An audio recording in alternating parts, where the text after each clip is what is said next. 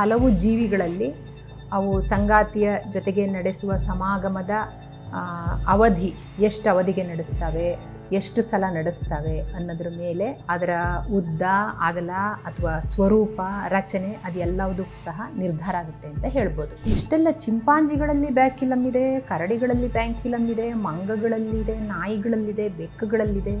ಇಷ್ಟೆಲ್ಲ ಬ್ಯಾಕ್ಯುಲಮ್ ಉಳಿದ ಕಡೆ ಇರುವಂಥದ್ದು ಮನುಷ್ಯರ ಹತ್ರ ಬಂದ ಕೂಡಲೇ ಯಾಕೆ ಅದು ಇಲ್ಲಾಯಿತು?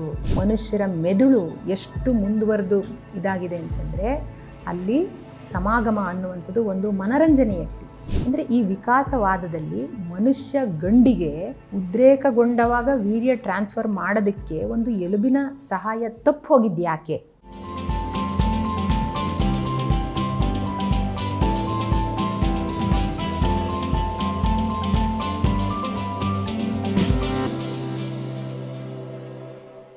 ಹಾಯ್, ಎಲ್ಲರೂ ಇದುವರೆಗೆ ಸಾಕಷ್ಟು ವಿಚಾರಗಳನ್ನು ನೋಡಿದ್ವಿ. ಗಂಡು ಹೇಗೆ, ಹೆಣ್ಣು ಹೇಗೆ ತಯಾರಾದರೂ, ಸಂತಾನೋತ್ಪತ್ತಿ ಯಾವ ಥರ ನಡೆಯುತ್ತೆ, ಒಳಗೆ ಹೊರಗೆ, ಅದು ಹೊರಗೆ ಬರುವ ವಿಧಾನಗಳ್ಯಾವುದು, ಸಾಕಷ್ಟು ಈ ಬಗ್ಗೆ ನೋಡಿದ್ವಿ.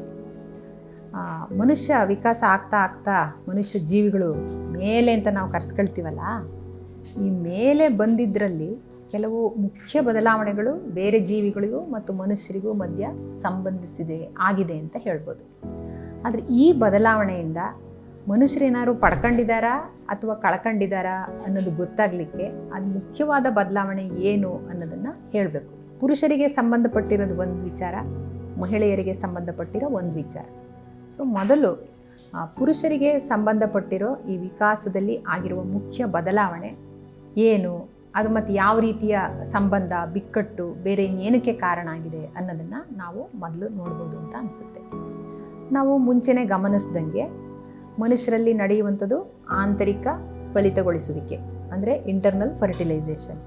ಮತ್ತು ಇಂಟರ್ನಲ್ ಫರ್ಟಿಲೈಸೇಷನ್ ಆಗಲಿಕ್ಕೆ ವೀರ್ಯವನ್ನು ಗಂಡು ದೇಹದಿಂದ ಹೆಣ್ಣು ದೇಹಕ್ಕೆ ವರ್ಗಾವಣೆ ಮಾಡಲಿಕ್ಕೆ ತುಂಬ ಮುಖ್ಯವಾದ ಒಂದು ಅಂಗ ಬೇಕಾಗುತ್ತೆ, ಅದರ ಸಹಾಯ ಬೇಕೇ ಆಗುತ್ತೆ. ಮತ್ತು ಮನುಷ್ಯರಲ್ಲಿ ಅದನ್ನು ಶಿಶ್ನ ಅಥವಾ ಪೆನಿಸ್ ಅದನ್ನು ನಿಭಾಯಿಸುತ್ತೆ ಅನ್ನೋದನ್ನು ನಾವು ಮುಂಚೆ ನೋಡ್ಬಂದ್ವಿ. ಆದರೆ ಒಂದು ಕುತೂಹಲದ ವಿಷಯ ಏನು ಗೊತ್ತಾ? ಈ ಇಂಟರ್ನಲ್ ಫರ್ಟಿಲೈಸೇಷನ್ ಅಂತ ನಾವೇನು ಕರಿತೀವೋ ಅಥವಾ ಆಂತರಿಕವಾಗಿ ಏನು ಈ ಫಲವತ್ತತೆ ನಡೆಯುವಂಥ ಕ್ರಿಯೆ ಏನಿದೆಯೋ ಹಾಗೆ ನಡೆಯುವ ಬಹುತೇಕ ಜೀವಿಗಳಲ್ಲಿ ಗಂಡು ಜೀವಿಗೆ ಒಂದು ವಿಶೇಷವಾದ ಅಂಗ ಇದೆ. ಅದು ಯಾವುದಪ್ಪ ಅಂದರೆ ಶಿಶ್ನದ ಒಳಗೆ ಇರುವಂತಹ ಒಂದು ಎಲುಬು, ಶಿಶ್ನೆಲುಬು ಅಂತ ಕರಿಬೋದು. ಅದನ್ನು ಬ್ಯಾಕ್ಯುಲಮ್ ಅಂತ ಹೇಳ್ತಾರೆ. ಇದನ್ನು ಕೇಳಿದರೆ ತುಂಬ ಜನರಿಗೆ ಆಶ್ಚರ್ಯ ಆಗ್ಬೋದು. ಪುರುಷರಿಗಂತೂ ಏನಪ್ಪ ಇದು ಹಿಂಗಿದೆ, ನಮಗೆ ಗೊತ್ತಿರಲಿಲ್ಲ ಅಂತಲೂ ಅನ್ನಿಸ್ಬೋದು. ನಿಜ, ನಾವು ನಮ್ಮ ಸುತ್ತಮುತ್ತ ಪ್ರಾಣಿಗಳನ್ನು ಗಮನಿಸಿರ್ತೀವಿ, ನೋಡಿರ್ತೀವಿ, ಅದ್ರ ಬಗ್ಗೆ ತಿಳ್ಕೊಳಕ್ಕೆ ಹೋಗಿರಲ್ವಲ್ಲ, ಅದಕ್ಕೆ ನಮಗೆ ಹಂಗನ್ಸುತ್ತೆ. ಹೌದು, ಆಂತರಿಕ ಸಂತಾನೋತ್ಪತ್ತಿ ನಡೆಸುವ ಬಹುತೇಕ ಗಂಡುಗಳಲ್ಲಿ ಶಿಶ್ನದ ಜೊತೆಗೆ ಸ್ಪಂಜಿನಂತಹ ಭಾಗದ ಜೊತೆಗೆ ಒಂದು ಎಲುಬಿರುತ್ತೆ. ಆ ಎಲುಬನ್ನು ನಾವು ಬ್ಯಾಕ್ಯುಲಮ್ ಅಂತ ಕರಿತೀವಿ.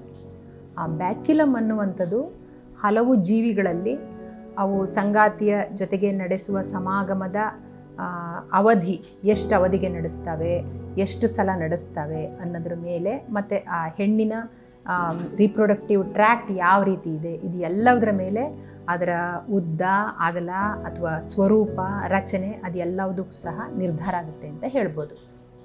ಆದರೆ ಬಹುತೇಕ ಜೀವಿಗಳಲ್ಲಿ ಆ ಜೀವಿಗಳ ಸೈಜಿಗೆ ಹೋಲಿಸಿದರೆ ಅವುಗಳ ಈ ಶಿಶ್ನೆಲುವು ಏನಿದೆಯಲ್ಲ, ಬ್ಯಾಕ್ಯುಲಮ್ ಏನಿದೆಯಲ್ಲ, ಈ ಬ್ಯಾಕ್ಯುಲಮ್ಮಿನ ಉದ್ದ ಗಮನಾರ್ಹವಾಗಿರುತ್ತೆ ಅಂತ ನಾವು ಹೇಳ್ಬೋದು.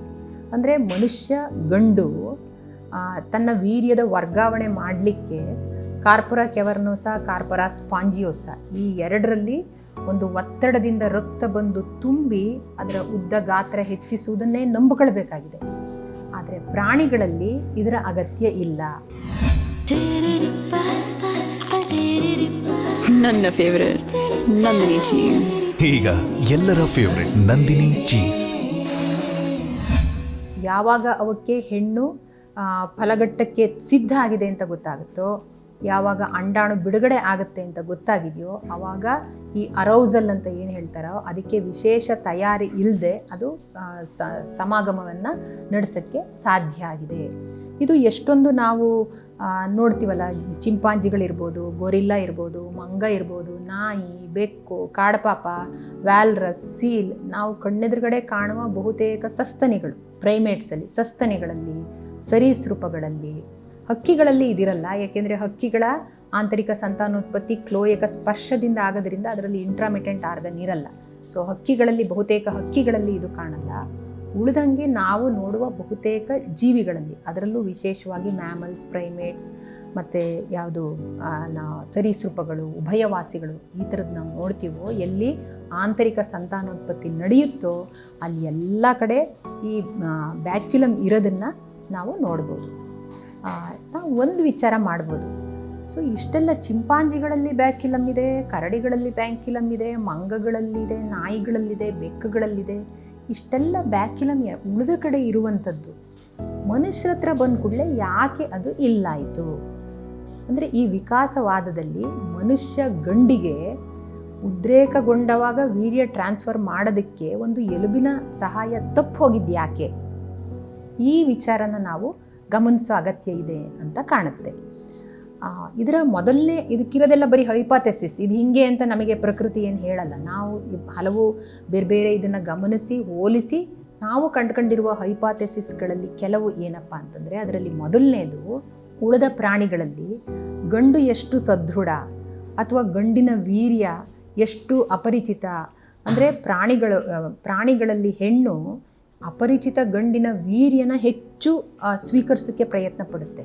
ಯಾಕೆಂದರೆ ಅಲ್ಲಿ ಜೆನೆಟಿಕ್ ಅದರದ್ದು ಏನು ಹೇಳ್ತಾರೆ ಅಂದರೆ ಜೀನ್ಗಳಿದಾವಲ್ಲ, ಅದರದ್ದು ತುಂಬ ಒಂದು ಪೂಲಿಂಗಿಗೆ ಹೆಚ್ಚು ಅವಕಾಶ ಸಿಗಲಿ ಅಂತ ನಾವು ಮುಂಚೆ ನೋಡಿದ್ವಲ್ಲ. ಅಂದರೆ ಹೆಣ್ಣುಗಳು ಎಂಥ ಆಯ್ಕೆ ಅವಕಾಶ ಇಟ್ಕೊಂಡಿರ್ತಾವೆ ಅಂದರೆ, ಪರಿಚಿತ ಗಂಡಿನ ವೀರ್ಯ ತನ್ನ ದೇಹದೊಳಗೆ ಬಂದರೂ ಅಪರಿಚಿತ ಗಂಡಿನ ವಾಸನೆ ಬಂದುಬಿಟ್ರೆ ಅಪರಿಚಿತ ಗಂಡಿನ ವೀರ್ಯನ ವಿಸರ್ಜನೆ ಮಾಡಿಬಿಡ್ತವೆ.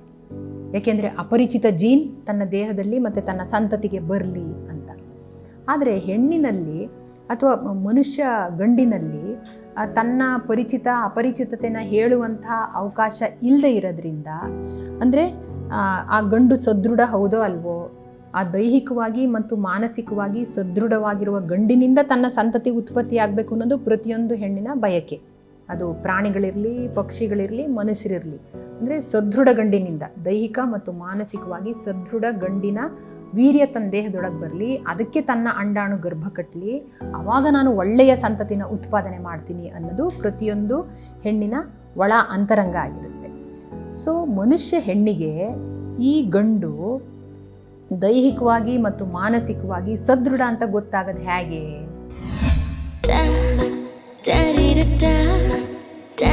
ಮತ್ತೆ ಮತ್ತೆ ಸವಿಯಬೇಕೆನಿಸುವ ಮೃದುವಾದ ನಂದಿನಿ ಪನ್ನೀರ್. ಅದನ್ನು ಗೊತ್ತು ಮಾಡಲಿಕ್ಕೆ ಅಂತ ಬ್ಯಾಕ್ಯುಲಮ್ ಇದ್ದರೆ ಇರೆಕ್ಷನ್ನಿನ ಪ್ರಾಬ್ಲಮ್ ಗೊತ್ತಾಗಲ್ಲ. ಸೊ ಇವಾಗ ಏನಾಗಿದೆ ಅಂತಂದರೆ, ಆ ಬ್ಯಾಕ್ಯುಲಮ್ ಅಥವಾ ಒಂದು ಎಲುಬು ಇಲ್ಲದೇ ಇರುವ ಕಾರಣ ಉದ್ರೇಕಗೊಂಡು ದೈಹಿಕ ಅಥವಾ ಲೈಂಗಿಕ ಸಂಪರ್ಕ ಸಾಧ್ಯ ಆಗೋಕ್ಕೆ ಆ ಗಂಡಸಿನ ದೈಹಿಕ ಸ್ಥಿತಿ ಮತ್ತು ಮಾನಸಿಕ ಸ್ಥಿತಿ ಎರಡೂ ಚೆನ್ನಾಗಿರಬೇಕಾಗುತ್ತೆ.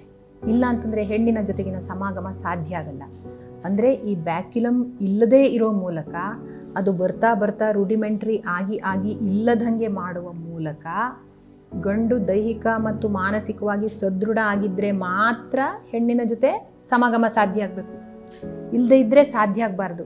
ಈ ರೀತಿ ಗೊತ್ತುಪಡಿಸೋಕ್ಕೆ, ಅಂದರೆ ಗಂಡಿನ ಸಾಮರ್ಥ್ಯವನ್ನು ಗೊತ್ತುಪಡಿಸೋಕ್ಕೆ ಪ್ರಕೃತಿ ಈ ರೀತಿಯಾಗಿ ಮಾಡಿರ್ಬೋದಾ ಅನ್ನೋದು ಇದು ಒಂದು ಹೈಪಾಥೆಸಿಸ್ ಅಂತ ಹೇಳ್ಕೊಳ್ಬೋದು. ಅಂದರೆ ಸಮರ್ಥ ಗಂಡನ್ನು ಆಯ್ಕೆ ಮಾಡ್ಕೊಳ್ಳೋದಿಲ್ಲಿ ಹೆಣ್ಣು ಆಯ್ಕೆ ಮಾಡ್ಕೊಳ್ಬೇಕಾಗಿಲ್ಲ, ಅದು ಪ್ರಕೃತಿದೇ ಆಯ್ಕೆ ಆಗಿರುತ್ತೆ.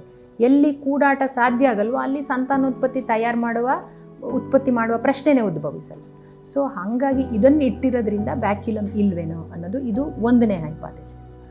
ಎರಡನೇ ವಿಚಾರ ಏನು ಅಂತಂದರೆ, ಊಹೆ ಏನಪ್ಪ, ಕಲ್ಪನೆ ಏನಂತಂದರೆ, ಮನುಷ್ಯರಲ್ಲಿ ಸಮಾಗಮ ಅನ್ನುವಂಥದ್ದು ಅಥವಾ ಕೂಡುವಿಕೆ ಅನ್ನೋದು ಬರೀ ಸಂತಾನೋತ್ಪತ್ತಿಗಾಗಿ ಮಾತ್ರ ಅಲ್ಲ, ಮತ್ತು ಅದೊಂದು ಭಾವುಕ ಕ್ರಿಯೆ ಮತ್ತು ಅದೊಂದು ಮನರಂಜನೆ ಅನ್ನುವ ಮಟ್ಟಕ್ಕೆ ಬಂದಿರುವಂಥ, ಏಕೆಂದರೆ ವಿಕಾಸವಾದದಲ್ಲಿ ಮನುಷ್ಯರ ಮೆದುಳು ಎಷ್ಟು ಮುಂದುವರೆದು ಇದಾಗಿದೆ ಅಂತಂದರೆ ಅಲ್ಲಿ ಸಮಾಗಮ ಅನ್ನುವಂಥದ್ದು ಒಂದು ಮನರಂಜನೆಯ ಕ್ರಿಯೆ ಮತ್ತು ಅದೊಂದು ಭಾವುಕ ಸಂಬಂಧದ ಅಗತ್ಯ ಇರುವಂತಹ ಕ್ರಿಯೆ. ಸೊ ಈ ಮನರಂಜನೆ ಅಂತಿರುವಾಗ ಈ ಕೂಡಾಟದ ಹೊರತಾಗಿಯೂ ಕೇವಲ ಲೈಂಗಿಕ ಅಂಗಗಳು ಮಾತ್ರ ಅದರೊಳಗೆ ಭಾಗಿಯಾಗಬಾರ್ದು. ಇಡೀ ದೇಹಕ್ಕೆ ದೇಹವೇ ಆ ಒಂದು ಸಂವೇದನೆಯಲ್ಲಿ ತೊಡಗಿಕೊಳ್ಬೇಕು. ಸೊ ಸಂವೇದನೆಯ ತೊಡಗಿಕೊಳ್ಳುವಿಕೆನ ವಿಸ್ತಾರ ಮಾಡಲಿಕ್ಕೆ ಹೆಣ್ಣು ದೇಹದ ಪ್ರತಿಯೊಂದು ಭಾಗವು ಗಂಡು ದೇಹದ ಪ್ರತಿಯೊಂದು ಭಾಗವು ಆ ಸಮಾಗಮದಲ್ಲಿ ತೊಡಗಿಕೊಳ್ಳಿ. ಆ ಉದ್ದೇಶದಿಂದ ಈ ಬ್ಯಾಕ್ಯುಲಮನ್ನು ತೆಗೆದು ದೇಹದ ಎಲ್ಲ ಭಾಗಗಳನ್ನು ಬಳಸ್ಕೊಳ್ಳೋಕ್ಕೆ ಅಂತ ಈ ರೀತಿ ಮಾಡಿರ್ಬೋದಾ ಅನ್ನೋದು ಸಹ ಒಂದು ಹೈಪಾಥೆಸಿಸ್. ಅಂದರೆ ಬೋನ್ಲೆಸ್ ಆಗಿರುವ ಶಿಶ್ನವನ್ನು ಮನುಷ್ಯ ಗಂಡಿನಲ್ಲಿ ಇಡುವ ಮೂಲಕ ಗಂಡು ಟ್ಯಾಕ್ಟೈಲ್ ಸೆನ್ಸೇಷನ್ ಅಥವಾ ಟ್ಯಾಕ್ಟೈಲ್ ಸ್ಟಿಮ್ಯುಲೇಷನ್, ಸ್ಪರ್ಶ, ಅದನ್ನು ಹೆಚ್ಚು ನಂಬಿಕೊಳ್ಳೋ ಹಾಗೆ ಮಾಡಿದ್ದಾರೆ. ಅದಿಲ್ಲದೆ ಇದ್ದಿದ್ದರೆ ಆ ಸ್ಟಿಮ್ಯುಲೇಷನ್ನಿನ ಅಗತ್ಯವೂ ಇಲ್ಲ, ಬೇರೆ ಇನ್ನೇನೂ ಇಲ್ಲ, ಕೇವಲ ಉದ್ರೇಕ ಒಂದಿದ್ದರೆ ಸಾಕು ಮಾಡಲಿಕ್ಕೆ ಸಾಧ್ಯ ಆಗ್ತಿತ್ತು. ಈಗ ಆ ಉದ್ರೇಕಗೊಳ್ಳಲಿಕ್ಕೂ ಸಹ ಟ್ಯಾಕ್ಟೈಲ್ ಸ್ಟಿಮ್ಯುಲೇಷನ್ನಿನ ಅಗತ್ಯನ ಹೆಚ್ಚು ಮಾಡೋಕ್ಕೆ ಬಹುಶಃ ಈ ಬೋನ್ಲೆಸ್ ಆಗಿರುವ ಒಂದು ಶಿಶ್ನ ಭಾಗವನ್ನು ಈ ಪ್ರಕೃತಿ ಮನುಷ್ಯರಲ್ಲಿ ರೂಪುಗೊಳಿಸಿರಬಹುದಾ? ಇದು ಇದಕ್ಕೆ ಸಂಬಂಧಿಸಿರುವ ಎರಡನೆಯ ಹೈಪಾಥೆಸಿಸ್ ಅಂತ ಹೇಳ್ಬೋದು.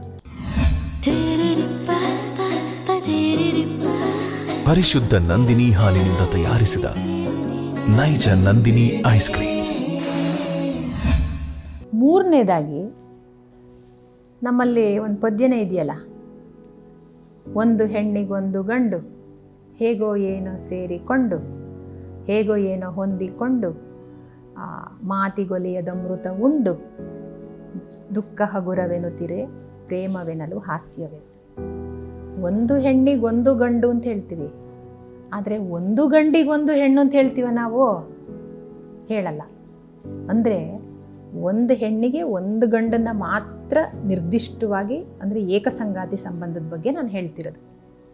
ಆ ಒಂದು ಗಂಡಿನ ಜೊತೆಗೆ ಪದೇ ಪದೇ ಸಮಾಗಮ ಹೊಂದಿ, ಏಕೆಂದರೆ ಹೆಣ್ಣಲ್ಲಿ ಯಾವಾಗ ಈ ಸ್ಟ್ರೆಸ್ ಸೈಕಲ್ ಬರುತ್ತೆ, ಯಾವಾಗ ಅಂಡಾಣು ಬಿಡುಗಡೆ ಆಗುತ್ತೆ, ಗಂಡಿಗೆ ಗೊತ್ತುಪಡಿಸುವಂತಹ ಯಾವ ಸಂಕೇತ ವ್ಯವಸ್ಥೆನೂ ಇಲ್ಲ ಮನುಷ್ಯರಲ್ಲಿ. ಪ್ರಾಣಿಗಳಲ್ಲಿ ಸಂಕೇತ ವ್ಯವಸ್ಥೆ ಇದೆ, ಮನುಷ್ಯರಲ್ಲಿ ಆ ಸಂಕೇತ ವ್ಯವಸ್ಥೆನೇ ಇಲ್ಲ. ಸೊ ಹೆಣ್ಣಿನ ಅಂಡಾಣು ಯಾವಾಗ ಬಿಡುಗಡೆ ಆಗುತ್ತೆ ಅನ್ನುವ ಸಂಕೇತ ವ್ಯವಸ್ಥೆ ಇಲ್ಲದೆ ಇರೋದ್ರಿಂದ ಮತ್ತು ಏಕಸಂಗಾತಿ ಸಂಬಂಧನೂ ಸಹ ಬಂದಿರೋದ್ರಿಂದ ಆ ಒಂದೇ ಹೆಣ್ಣಿಗೆ ಏಕಸಂಗಾತಿಯಾಗಿ ನಾನು ಗಂಡು ಇದೀನಲ್ಲ, ನನ್ನ ವೀರ್ಯದಿಂದನೇ ನನ್ನ ವೀರ್ಯಾಣುವಿನಿಂದನೇ ಅವಳ ಅಂಡಾಣು ಗರ್ಭ ಕಟ್ಟಬೇಕು ಅಂತ ಇರುವಾಗ ಗಂಡಿಗೆ ಯಾವ ಒತ್ತಡ ಇರುತ್ತೆ? ಪದೇ ಪದೇ ಅದೇ ಹೆಣ್ಣಿನೊಂದಿಗೆ ಸಮಾಗಮ ಮಾಡ್ತಾ ಇರಬೇಕಾಗಿರುವ ಒತ್ತಡ ಇರುತ್ತೆ. ಸೊ ಈ ಪದೇ ಪದೇ ಆಗಬೇಕಾಗಿರುವ ಸಮಾಗಮ, ಮತ್ತೆ ಮತ್ತೆ ಆಗಬೇಕಾಗಿರುವ ಸಮಾಗಮ ಇರೋದ್ರಿಂದ ಅದರ ಅವಧಿ ಬರ್ತಾ ಬರ್ತಾ ಬರ್ತಾ ಕಡಿಮೆ ಆಗ್ತಾ ಬಂದಿದೆ. ಪ್ರಾಣಿಗಳಲ್ಲಿ ಸಮಾಗಮ ನಡೆಯುವ ಅವಧಿಗೂ ಮನುಷ್ಯರ ಸಮಾಗಮದ ಅವಧಿಗೂ ಗಮನಿಸಿದವಾಗ ಬರ್ತಾ ಬರ್ತಾ ಮನುಷ್ಯರ ದೈಹಿಕ ಸಮಾಗಮದ ಅವಧಿ ಕಡಿಮೆ ಆಗ್ತಾ ಬಂದಿದೆ. ಸೊ ಈ ಕಡಿಮೆ ಆಗ್ತಾ ಬಂದಿರುವ ಅವಧಿ ಮತ್ತು ಅದೇ ಸಂಗಾತಿಯ ಜೊತೆಗೆ ಪದೇ ಪದೇ ಸಮಾಗಮ ಮಾಡಬೇಕಾಗಿರೋದು, ಇದನ್ನು ಹೆಣ್ಣು ಜೀವಿನೂ ಸಹ ತಡ್ಕೊಳ್ಬೇಕು, ಮನುಷ್ಯಳೂ ತಡ್ಕೊಳ್ಬೇಕು, ಇದನ್ನು ಗಂಡು ಸಹ ತಡ್ಕೊಳ್ಬೇಕು. ದೀರ್ಘ ಕಾಲಾವಧಿವರೆಗಿನ ಸಮಾಗಮ ಅಂತಂದರೆ ಅದ್ರ ಒಳಗಡೆ ಯುರೆತ್ರ ಇರುತ್ತೆ, ಮೂತ್ರನಾಳ ಇರುತ್ತೆ. ಒತ್ತಡದಿಂದ ಮೂತ್ರನಾಳ, ಮೂತ್ರಜನಕಾಂಗ ಅಥವಾ ಕಿಡ್ನಿ, ಬೇರೆ ಬೇರೆ ಮೂತ್ರಕೋಶನಾಳ ಅವೆಲ್ಲವೂ ಸಹ ಘಾಸಿಗೊಳಗಾಗ್ಬೋದು. ಸೊ ಆ ಘಾಸಿಗೊಳಗಾಗೋದನ್ನು ತಪ್ಪಿಸ್ಲಿಕ್ಕೆ ಅಂತ ಸಮಾಗಮದ ಅವಧಿಯನ್ನೂ ಕಡಿಮೆ ಮಾಡಿ ಅದನ್ನು ಪದೇ ಪದೇ ಆಗೋ ಹಂಗೆ ಮಾಡಿರೋದ್ರಿಂದ ಮತ್ತು ಏಕಸಂಗಾತಿ ಸಂಬಂಧ ಆಗಿರೋದ್ರಿಂದ ಮತ್ತು ಹೆಣ್ಣಿನ ಈ ಸ್ಟ್ರೆಸ್ ಮುಚ್ಚಿಟ್ಟಿರೋದ್ರಿಂದ ಶಿಶ್ನದಲ್ಲಿ ಎಲುಬು ಇಲ್ಲದ ಹಂಗೆ ಮಾಡಿ ಗಂಡು ಹೆಚ್ಚೆಚ್ಚು ಟ್ಯಾಕ್ಟೈಲ್ ಸೆನ್ಸೇಷನನ್ನು ನಂಬು ಹಾಗೆ ಮಾಡಿದ್ರೂ ಮಾಡಿರ್ಬೋದು. ಪರಿಶುದ್ಧ ನಂದಿನಿ ಹಾಲಿನಿಂದ ತಯಾರಿಸಿದ ನೈಜ ನಂದಿನಿ ಐಸ್ ಕ್ರೀಮ್ಸ್. ಸೊ ಇದೆಲ್ಲ ಏನು ಹೇಳುತ್ತೆ ಅಂತಂದರೆ ಇದೆಲ್ಲ ವಿಕಾಸವಾದದಲ್ಲಿ ಆಗ್ತಾ ಬಂದಿರೋದು. ಇದು ಯಾಕೆ ಅನ್ನೋದನ್ನು ನಾವಿವಾಗ ಹಿಂಗೆ ಅರ್ಥ ಮಾಡ್ಕೊಳ್ತಾ ಇರೋದು, ಯಾಕೆ ಎಲುಬು ಇಲ್ಲ ಅನ್ನೋದನ್ನು ನಾವಿವಾಗ ಅರ್ಥ ಮಾಡ್ಕೊಳ್ತಾ ಇರೋದು. ಆದರೆ ಇವತ್ತು ನಾವು ಮನುಷ್ಯರ ಮಧ್ಯದ ಹೆಣ್ಣು ಗಂಡು ಮಧ್ಯದ ಸಂಬಂಧಕ್ಕೆ ಬಂದವಾಗ ಎಷ್ಟೋ ವೈವಾಹಿಕ ಸಂಬಂಧಗಳು ಅಥವಾ ಎಷ್ಟೋ ಗಂಡು ಹೆಣ್ಣಿನ ಸಂಬಂಧಗಳು ಊರ್ಜಿತಗೊಳ್ಳಕ್ಕೂ ಅನೂರ್ಜಿತಗೊಳ್ಳಕ್ಕೂ ಈ ಸೆಕ್ಸ್ ಮತ್ತು ಅದರ ಜೊತೆಗೆ ಇರುವಂತಹ ವೈಲೆನ್ಸ್, ಕ್ರೌರ್ಯ, ಇದು ಎರಡೂ ಸಹ ಇದ್ರ ಜೊತೆಗೆ ಸಂಬಂಧ ಹೊಂದಿರೋದನ್ನು ನಾವು ನೋಡ್ಬೋದು. ಈ ಟ್ಯಾಕ್ಟೈಲ್ ಸೆನ್ಸೇಷನನ್ನು ನಂಬ್ಕೊಂಡಿರೋದ್ರಿಂದನೇ ಅದು ಕೆಲವು ಸಲ ವಿಕೃತಗೊಂಡು ಯಾವ ಥರ ಆಗುತ್ತೆ ಅಂದರೆ, ಎಷ್ಟೋ ಗಂಡುಗಳಿಗೆ ಹೆಣ್ಣು ನೋವಿಂದ ಚೀರಿ ಅರಚಾಟ ಆಡ್ತಾ ಇರುವಾಗ ಅವರ ಗಂಡಸ್ತನ ಎಷ್ಟೊಂದು, ನಾವು ರೇಪಿಸ್ಟ್ಗಳ ಸಂದರ್ಶನ ಮಾಡಿದವಾಗ ಅದನ್ನು ಸೈಕಾಲಜಿಸ್ಟ್ಸ್ ಕೂಡ ಮಾಡಿ ನೋಡಿ ಕೇಳಿದ್ದಾರೆ. ಹೆಣ್ಣು ಕೂಗ್ತಾ ಇರಬೇಕು, ಅವಳು ನೋವಿನಿಂದ ಅರಚಿದವಾಗ ಇವರಿಗೆ ಓಹೋ ನಾನು ಗಂಡಸಾಗಿ ಏನೋ ಒಂದು ಮಾಡಿದೆ ಅನ್ನೋ ಒಂದು ಗಂಡಸ್ತನದ ತೃಪ್ತಿ ಸಿಗುತ್ತೆ ಅಂತ ಹೇಳೋದನ್ನು ನಾವು ಕೇಳ್ಬೋದು. ಸೊ ಅಂದರೆ ಲೈಂಗಿಕತೆ ಜೊತೆಗೆ ಕ್ರೌರ್ಯ ಮನುಷ್ಯ ಗಂಡುಗಳಲ್ಲಿ ಬರೋದಕ್ಕೂ, ಟ್ಯಾಕ್ಟೈಲ್ ಸೆನ್ಸೇಷನನ್ನು ಹೆಚ್ಚು ನಂಬ್ಕೊಂಡಿರೋದಕ್ಕೂ, ಶಿಶ್ನ ಬೋನ್ಲೆಸ್ ಆಗೋದಕ್ಕೂ ಒಂದಕ್ಕೊಂದು ಸಂಬಂಧ ಇದೆಯಾ? ನಂಗೆ ಖಚಿತವಾಗಿ ಉತ್ತರ ಗೊತ್ತಿಲ್ಲ. ನಾವು ನೀವು ಎಲ್ಲ ಈ ಸಂಬಂಧಗಳ ಬಿಕ್ಕಟ್ಟುಗಳು, ಮನುಷ್ಯರ ಸಂತಾನೋತ್ಪತ್ತಿ ಮತ್ತು ಹೆಣ್ಣಿನ ಮೇಲೆ ನಡೀತಿರುವಂತಹ ದೌರ್ಜನ್ಯಗಳು, ಗಂಡು ಎದುರಿಸ್ತಾ ಇರುವಂತಹ ತೀವ್ರವಾದ ಬಿಕ್ಕಟ್ಟು, ಆತಂಕ, ಸಂತಾನೋತ್ಪತ್ತಿ ಬಗೆಗೆ ಇದು ಎಲ್ಲದನ್ನು ಗಮನಿಸಿ ನಾವೆಲ್ಲರೂ ಸೇರಿ ಇದಕ್ಕೆ ಉತ್ತರ ಕಂಡುಹಿಡಿಬೇಕು. ಹಾಗನ್ಸಲ್ವಾ ನಿಮಗೆ? ಮತ್ತಷ್ಟು ವಿಶೇಷ ವಿಡಿಯೋಗಳನ್ನು ನೋಡಲು ಮತ್ತು ಹೊಸ ವಿಡಿಯೋಗಳ ಬಗ್ಗೆ ತಿಳಿಯಲು ಈ ದಿನ .com ಯೂಟ್ಯೂಬ್ ಚಾನೆಲ್ ಸಬ್ಸ್ಕ್ರೈಬ್ ಮಾಡಿ ಮತ್ತು ಬೆಲ್ ಐಕಾನ್ ಕ್ಲಿಕ್ ಮಾಡಿ.